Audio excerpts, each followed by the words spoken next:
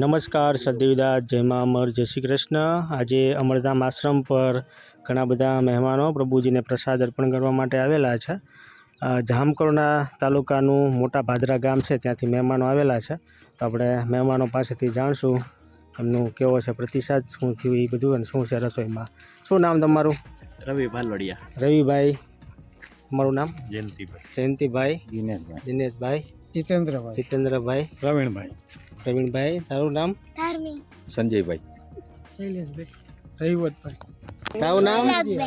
હર અલકાબેન, સંગીતાબેન, ગીતાબેન, ઈલાબેન, રેખાબેન, ચેતનાબેન, શોભનાબેન।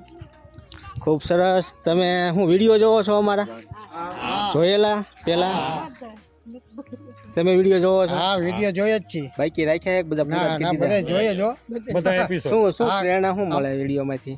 વિડીયોમાં પ્રેરણા લે આ કામ બહુ સારું કામ કહેવાય। હકીકતથી આ તો મેં એકદમ મહેનત વાળું આવું કાર્ય કરવું તો બહુ અઘરું કહેવાય, કારણ કે જેને આખું મેન્ટલ છે ને સાચવવું આપણે ઘરે 100%. ઘરે બધી એક પરિવારમાં વ્યક્તિ હોય એ નથી સચવાતો।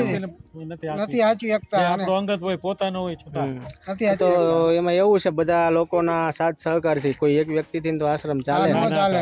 આ બધા તમારું લોકોના જલપાભાઈનું કામ, તમારો પાર્થભાઈનું કામ પણ બહુ સારું છે। તમે અમે તો શું છે ટપાલી છીએ, અમરમાં મોકલ્યા છે ને આ કામ કરીએ છીએ।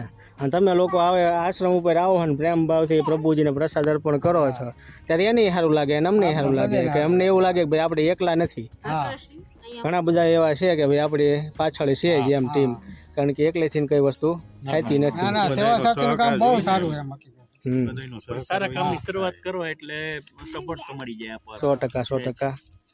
કેવું લાગ્યું તમને? સરસ લાગ્યું ને? અને શું હતું આજના પ્રસાદમાં? પંચરત્ન દાળ ને ભાખરી, રોટલા, પંચરત્ન દાળ, ભાખરી, ભાત, રોટલા, સંભારો, સરસ, સાદું સરસ। ભોજન। સાદું ભોજન। બધા મહેમાનોને જે અમરધામ આશ્રમ પર પ્રભુજીને પ્રસાદ અર્પણ કરવા માટે આવતા હોય, પહેલાં તો જે આશ્રમનો હેલ્પલાઇન નંબર છે 99093 9099 ઉપર કોલ કરવો પ્રભુજીને પ્રસાદ અર્પણ કરવા માટે આવો ત્યારે।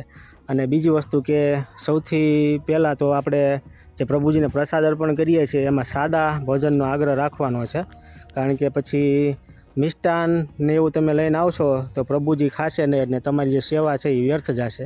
જે આજે મહેમાન તમે લોકો આવ્યા છો, તમારો ખૂબ ખૂબ આભાર કે તમે અમરધામ આશ્રમના મહેમાન બન્યા। ફરી પાછા આવજો આશ્રમે, સપોર્ટ આપતા રહીજો।